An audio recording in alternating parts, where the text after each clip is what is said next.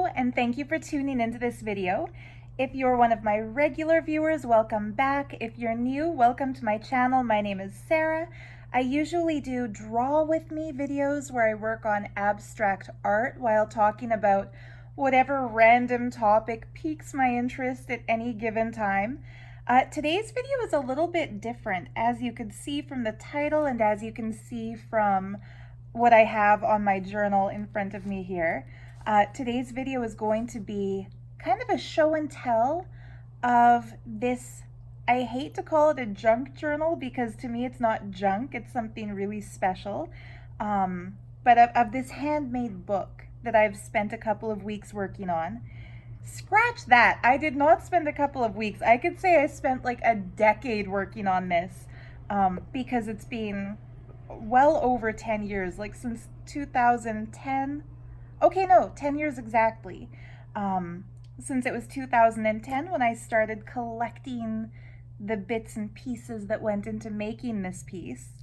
Anyway, I'm already starting to babble and sound confusing, so let me kind of start with a brief description of what this book is and why I was so inspired to make it.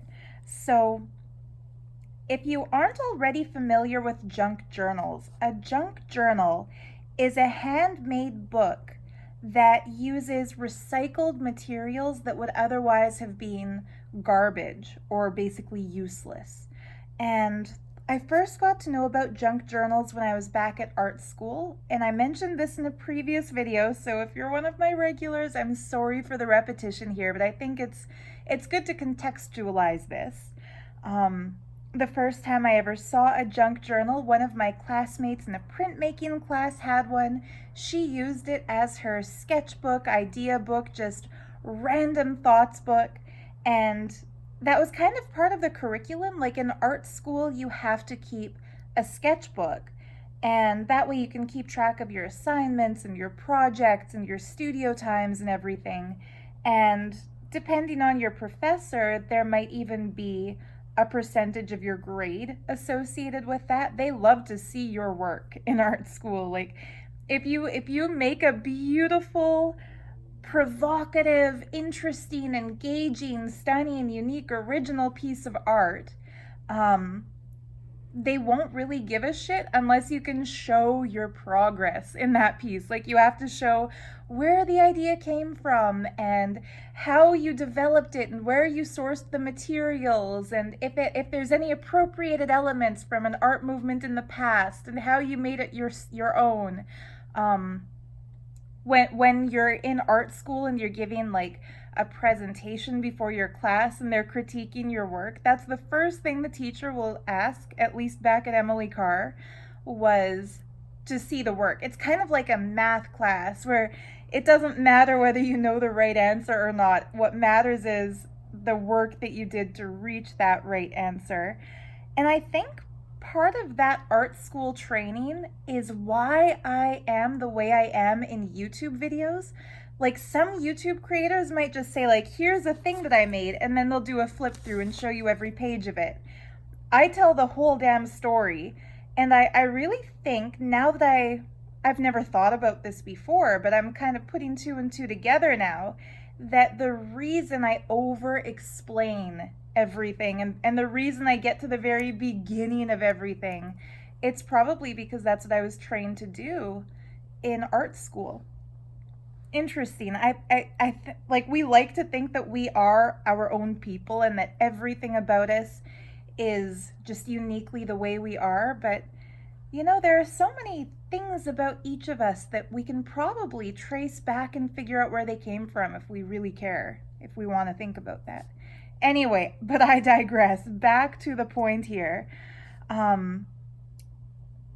The first time I ever saw a junk journal, it was a classmate of mine at Emily Carr, and I was just astounded because back then, like the trendy thing that everyone carried were Moleskine notebooks, you know, those really kind of expensive for what they are, little, you can get them at Chapters or whatever.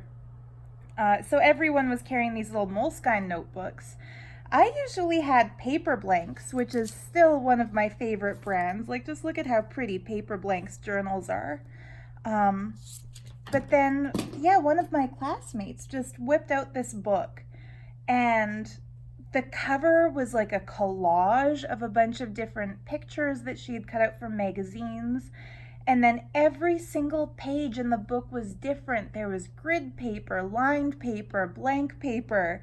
I sound like Forrest Gump, like all the different types of shrimp, only this is vegan.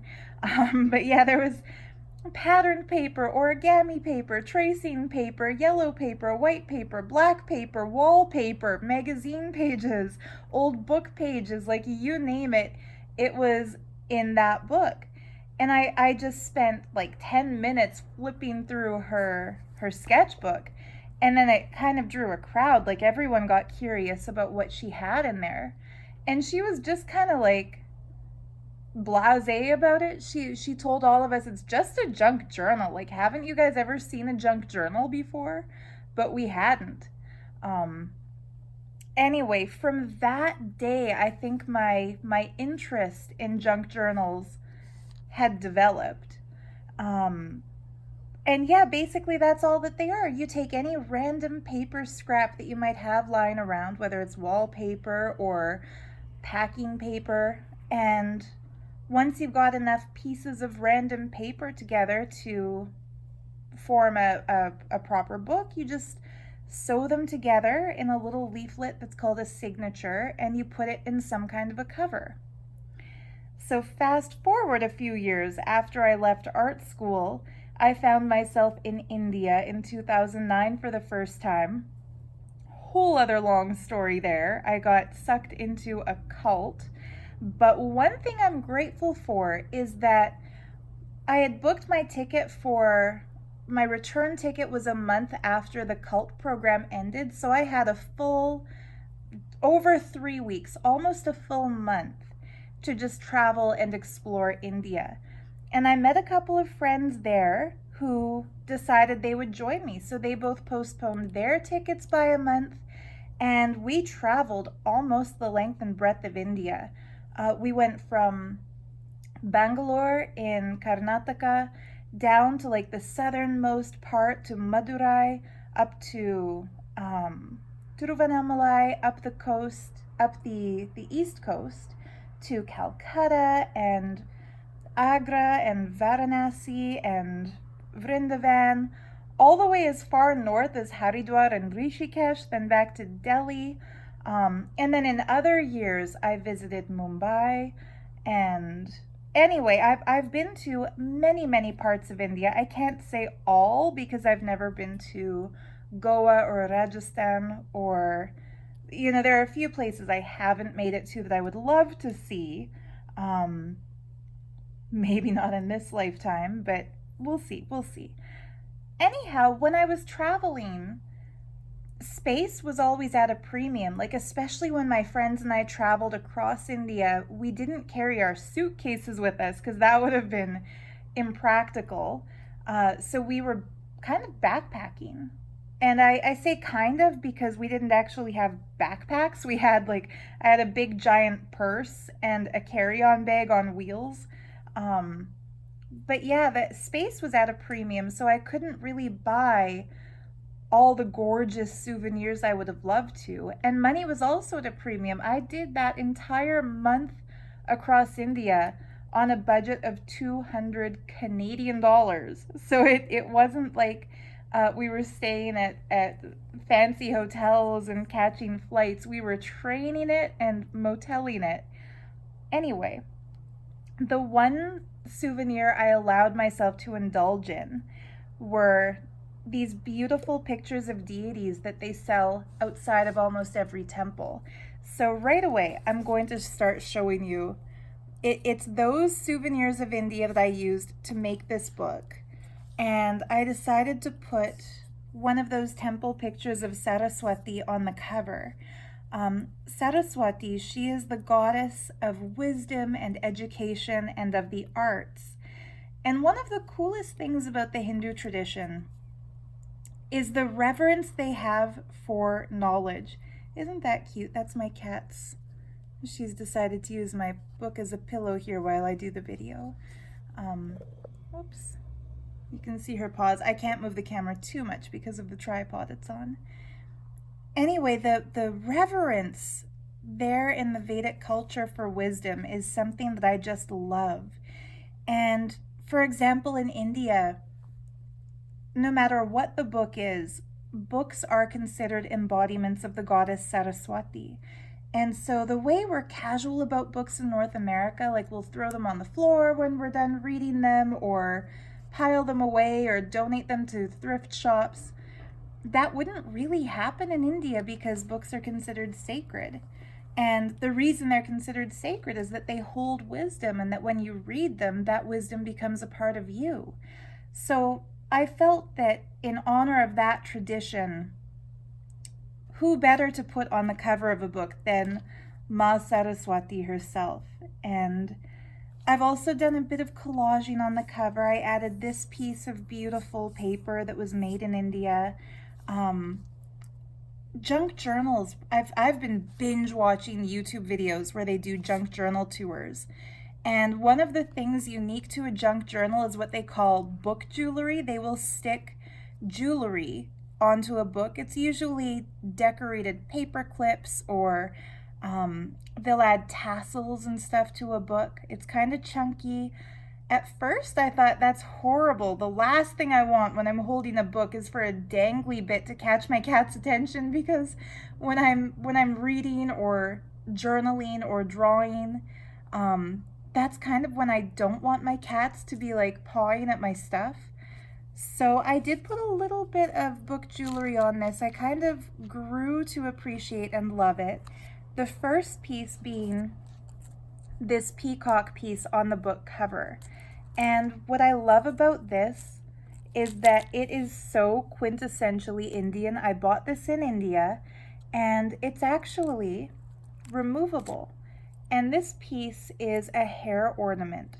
So what you would typically do, see these two little hooky things on the back? Those would go either into a braid or into a bun, or you could even pop it into the ponytail holder if you've got your hair in a ponytail. So I just love those. I bought a few of them when I was there. They were very inexpensive at a bazaar, and I felt I could spare one because it just suits the book so well, and it kind of goes with Saraswati's peacock here. So that is totally removable, but I think it looks nice on the cover.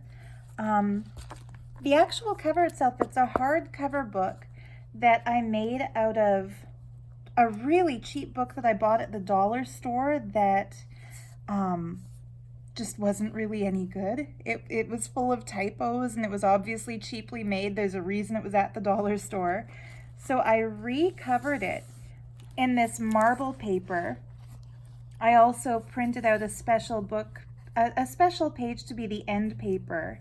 But anyway, I picked this marble paper for the cover because so many Hindu temples are made out of marble that it just kind of seemed fitting that for a temple tour journal, it should be kind of reminiscent of a temple.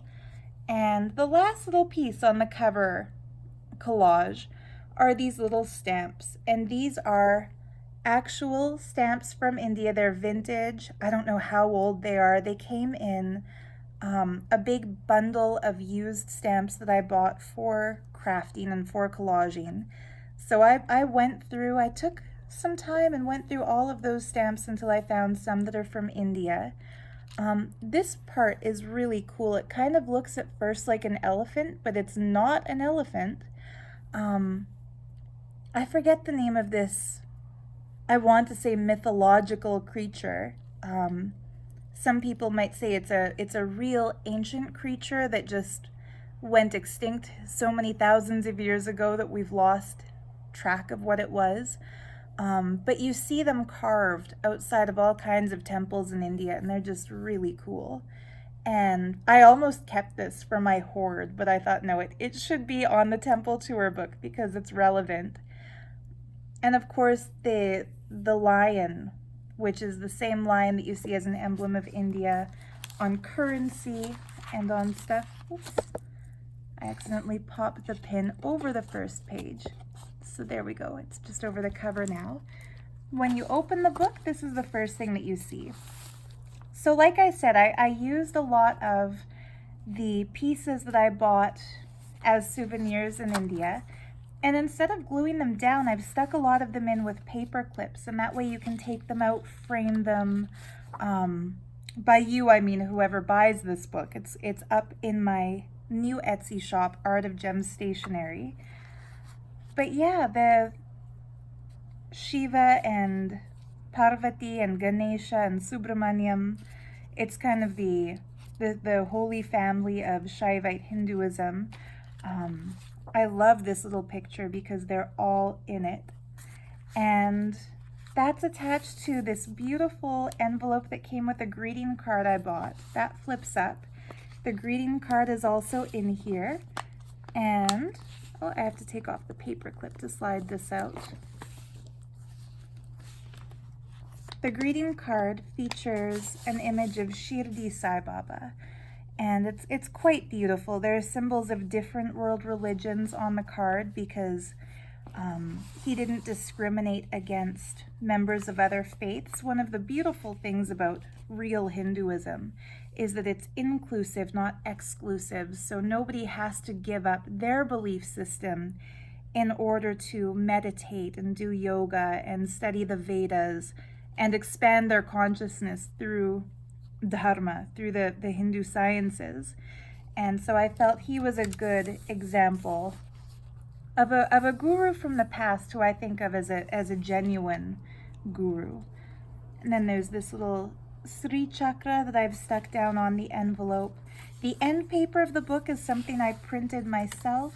I just found some beautiful stock images of Sanskrit Shastras, Sanskrit verses, and kind of made a digital collage of all of those and then printed it out. And that way, see how I've bound the book myself? That way where the marble paper is folded over and glued down, there's something to kind of finish it.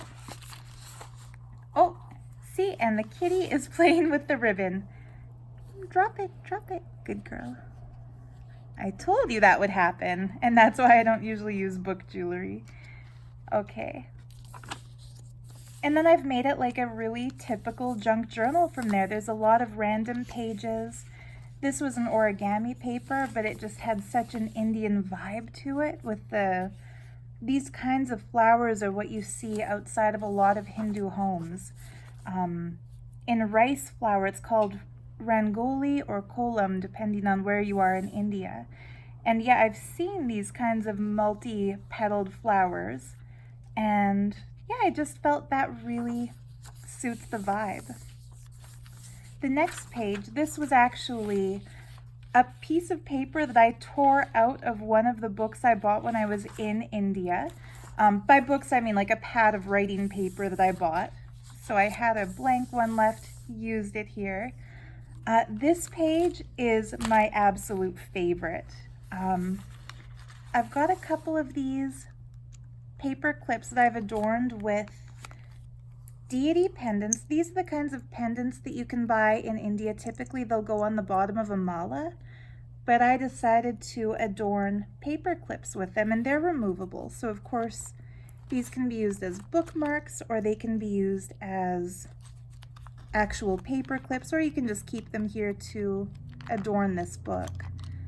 But Ganesha and Lakshmi. And on inside this pocket, okay, the pocket itself, before I go on, is made of a piece of sari border that I actually printed off. Like I did a Google search for images of sari borders, and when I found one that I really liked, I printed it, cut it into a strip, and then stapled it over this page so that it could be like a little pocket to hold this Lakshmi card. And why this page is my favorite is that I've done a little hidden treasure by gluing two pieces of coffee dyed paper together with this little plastic pocket in the middle, and I stuck a 2 rupee coin in there. So that's an actual coin that I got in India. real currency. And I made it so that the window is double-sided, and that way you can see both the front and the back of this coin. And so, of course, because Lakshmi is the one from whose palm coins and wealth flow, it just felt appropriate that behind her there's actually a little coin given. And then on the other side of this pocket, I've put the picture of Lord Vishnu. Because he and Lakshmi, Vishnu and Lakshmi are a divine couple, much like Shiva and Parvati are a divine couple, it made sense that they should share the same book page. This was a printout of Mahavatar Babaji. I've put that on just a page of Sanskrit mantras. Here's it's not the actual postcard because the actual postcard was too big to fit inside this book, but I made a copy of a postcard that I bought in Tiruvannamalai. This is a view of the Arunachaleshwara temple. This is the view that you see if you climb Arunachala, starting at the ashram of Ramana Maharishi. There's a sacred path that leads you up the mountain to a place where he would meditate when he was alive. And I think they must have taken this picture from that spot because I recognize the view. And I've stuck just a folded page. It's actually the Gayatri mantra that I printed out on that paper. And if you notice, the edges of the paper are really roughed up. That's because I roughed them up with scissors to give it that junk journal tactile quality, so they're not just plain edged paper. Piece of tracing paper, another strip of sari border. This can be just left as it is as an accent, or you can write on it, draw on it, glue stuff to it, put paper clips on it. Some of them in the book I've adorned, as you can see, by clipping stuff to them. But others I kind of left them plain so that whoever gets the book can use it. This was an idea I got from a YouTube channel called Treasure Books. A lovely Australian lady gives tutorials on how to make junk journals, and this was one of my favorite little pieces. It's just a long strip of paper. And so as you can see, I used that sari border print. And you fold it into a little faux envelope. And yeah, that can be used for journaling. Like you can write on this. And I've actually stuck inside little tiny coloring book images of different Devis. And these are something that I got at one of the Rajarajeshwari temples. They were selling a book about all the different forms of Devi. So Nilapataka, Nitya Nitya, Kula Sundari. I think there's 8 of them in here, but they're all different forms of Devi. And you can see each goddess is sitting in a different position. She's holding different ritual items. She's dressed slightly differently in each one. They're all so beautiful. And yeah, I just stuck them into this little pocket. So that's kind of a little secret or surprise element that you get as you flip through the journals.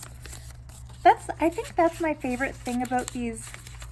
I like that channel Treasure Books because I prefer to call it a treasure book than a junk journal.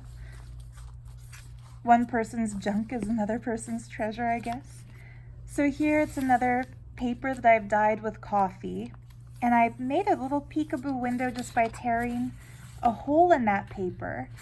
And then I took a printout of my passport where it's been stamped, you know, arrival in Mumbai, departure from New Delhi. And on the other side of that, this was the cover of a postcard book from Varanasi. And we've got some grid paper. And then this very special paper in the middle section. This is vintage scrapbook paper that my grandma gave me when she moved. So this orangey toned paper, it's not something new that I've bought. This is actually from the 1960s. And my grandma used to use these pages for family photo albums, and she had a whole brand new unopened packet of it. And I was lucky enough to get that when she downsized to a smaller house. So I've made this into kind of like a folder in the center, and here you can see where the signature is sewn into the cover of the book. And in this folder, first there's this deity card that I got at the Rajarajeshwari temple. One side has this beautiful painting of the goddess Rajarajeshwari, the goddess Devi in the ultimate form.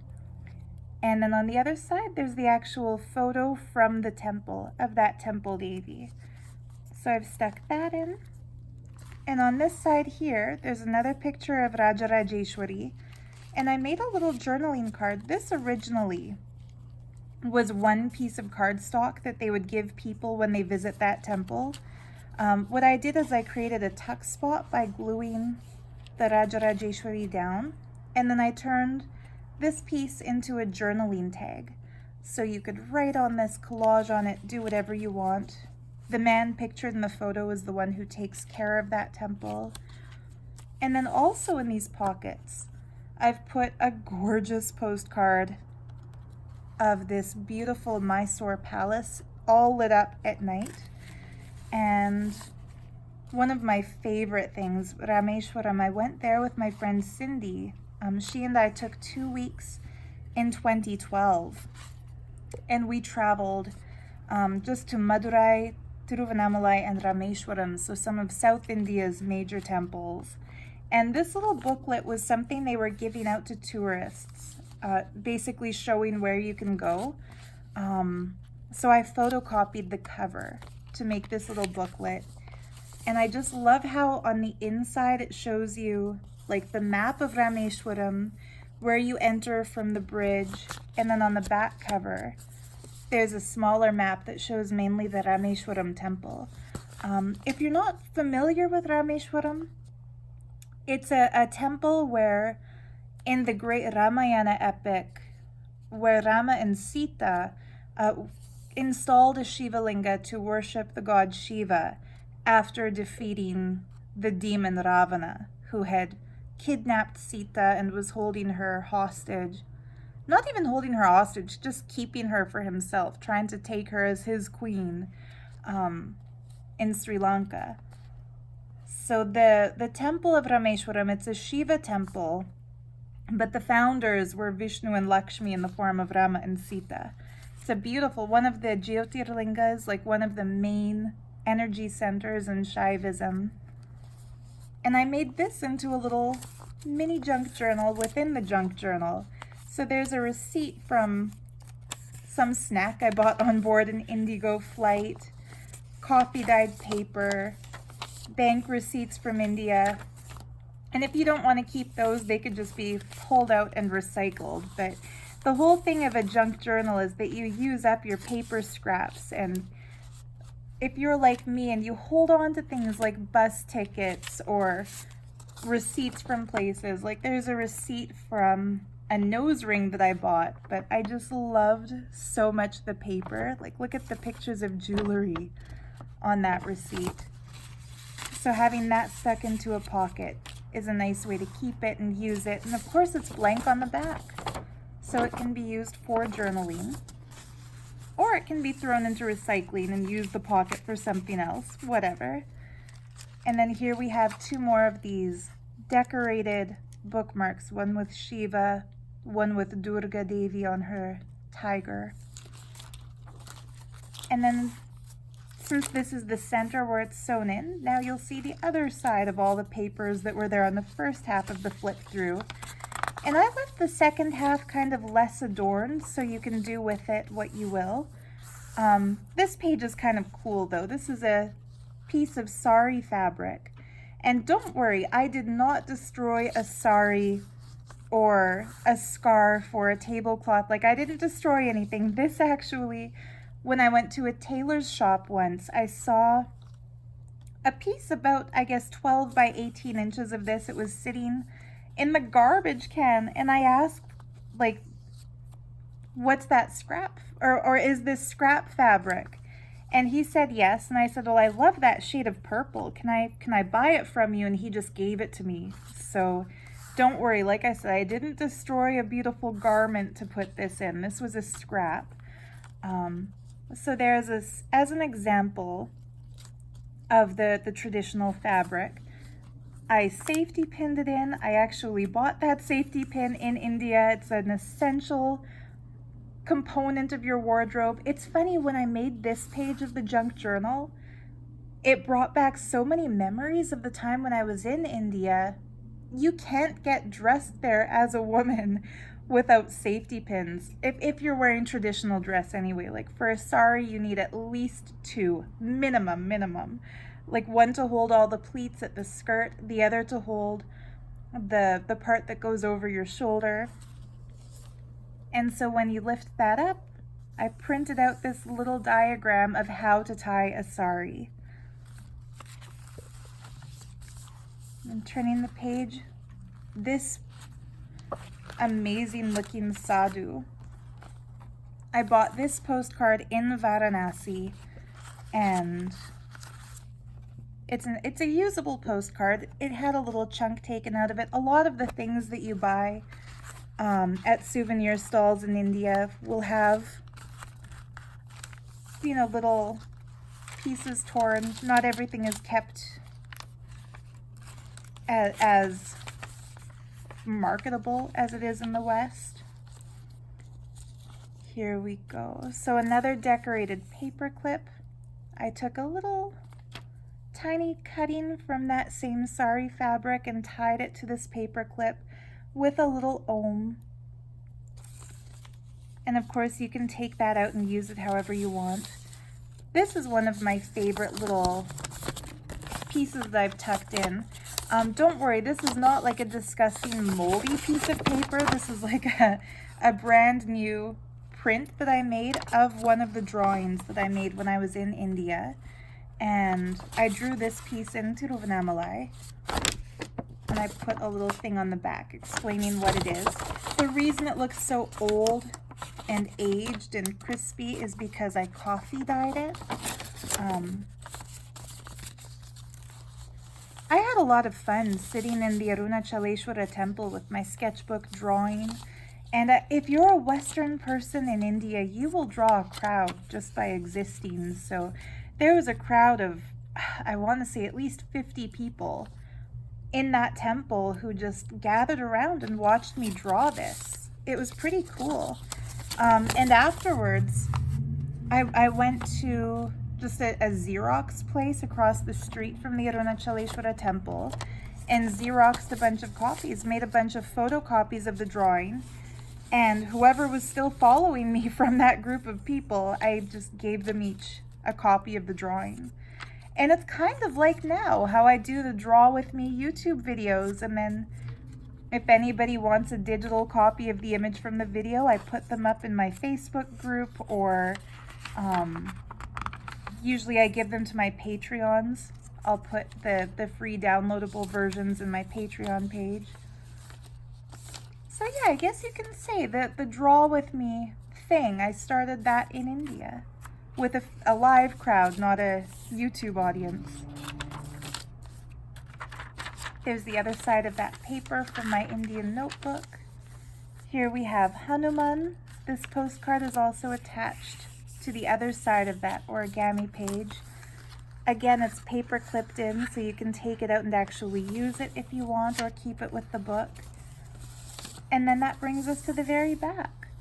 So on the back, like I said, I made this end paper myself just by putting together a little digital collage and then printing it out. This pocket is actually a physical item from Rameshwaram. They were selling these. It's not a real postcard. It's funny. They sell you a lot of stuff that it's kind of arts and crafts stuff that they make themselves, and then they set up their little temple gift shops. But yeah, it's just a cardboard piece that had pictures of the deities. I think I bought those for 5 rupees. And then inside the pocket, I put a picture of Kali that I printed out, because she's my Ishta Devata, like she's the goddess I feel the closest to.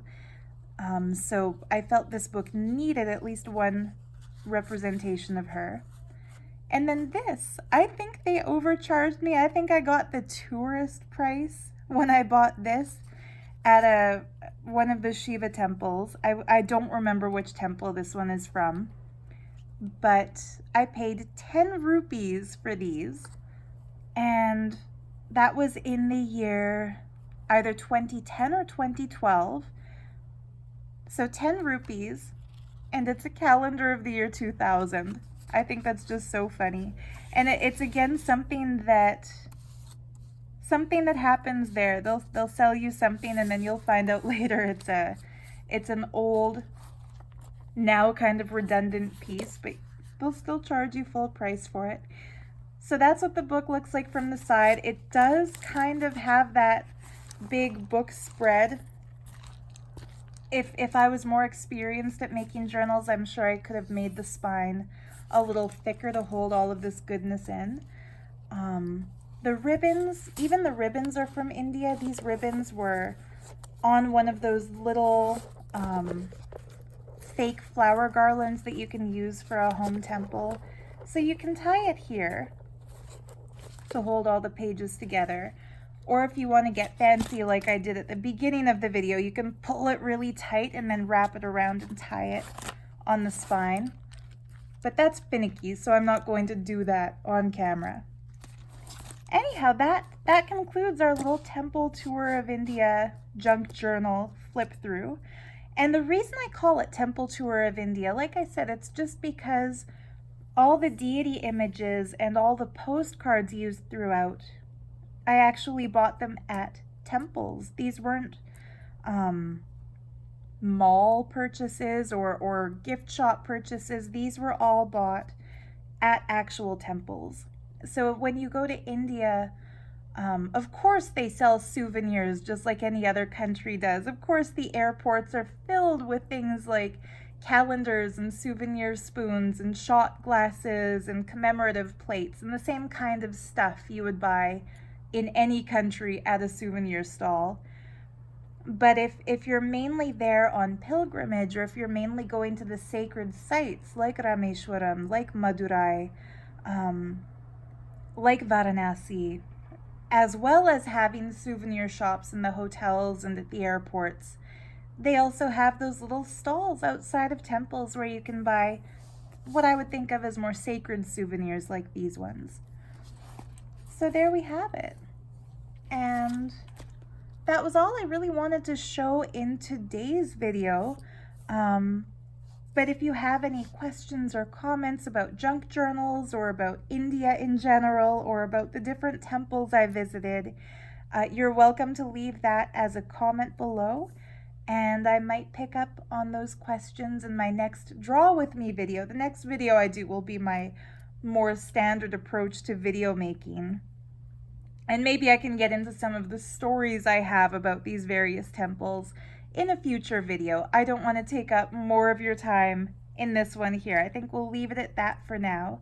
I'm going to get back to my crafting because Saturday for me is craft day. Oh, I could show you a couple little things I'm working on. So remember earlier I mentioned that junk journals are typically made of junk, unlike this one that's kind of made of things that are very dear to me. So I decided to get crafty and figure out how I can make little books. My favorite, like I showed you earlier, this paper blanks book that was gifted to me from a friend of mine, actually a really cool lady who I first met in India. She's the art director for Paper Blanks. So when I told her how much I love those journals, I basically won the lottery. She sent me tons of them, and I've got like a lifetime supply.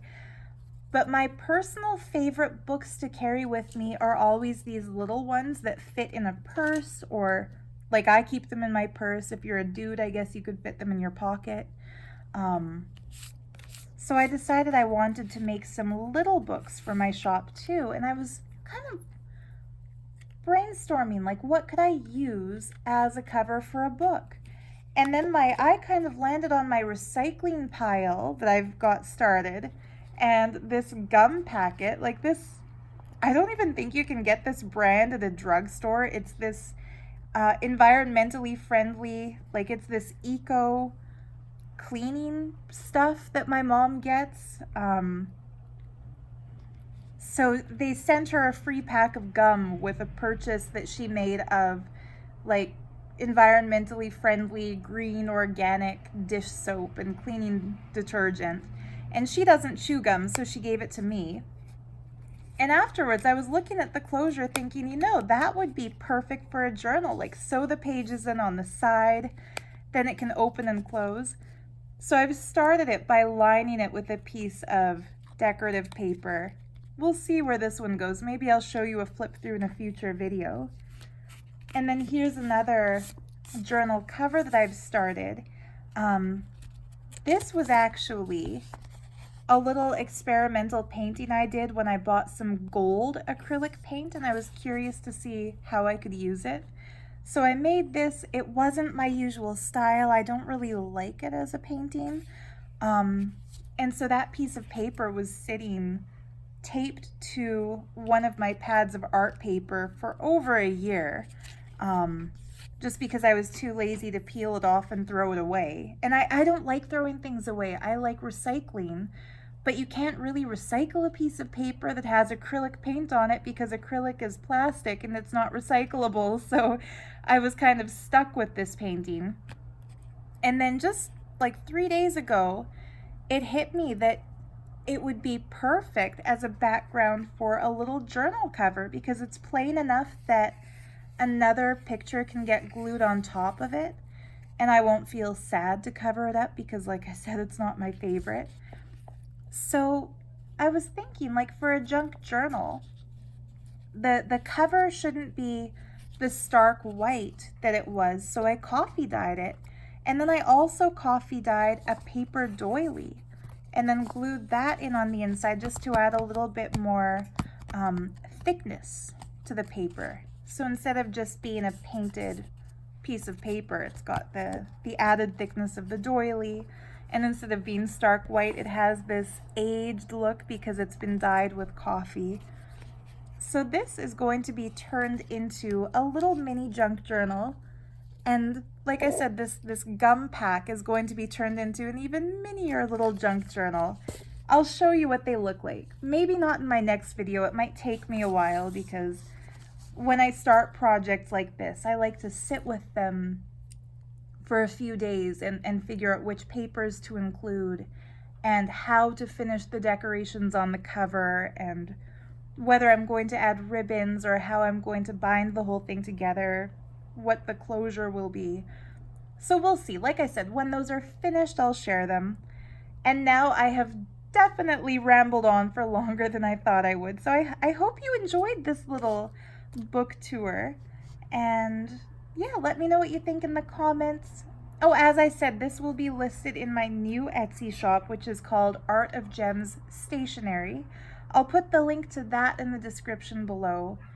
And if you buy anything from that Etsy shop, mention seeing my videos and I'll throw in a few extra little, stationery related gifts, a little notepad or maybe a few stamps. Let me know what kind of stationery goodies you're into, whether you like stickers or washi tape samples, or maybe you want some coffee dyed paper, whatever. I'm all about the freebies. So yeah, I'll turn your purchase into some surprise happy mail. Anyhow, thank you for watching. Much love. We'll see you in the next video. And I hope these videos are inspiring you to get creative too. Somebody had commented on a recent video of mine that she's collected all kinds of pretty papers and now she knows what she's going to do with them. She's going to make a junk journal. So yeah, I hope this is also a bit inspiring and maybe you'll get crafty. So be well. Much love. We'll see you in the next video. Thanks for watching. Bye.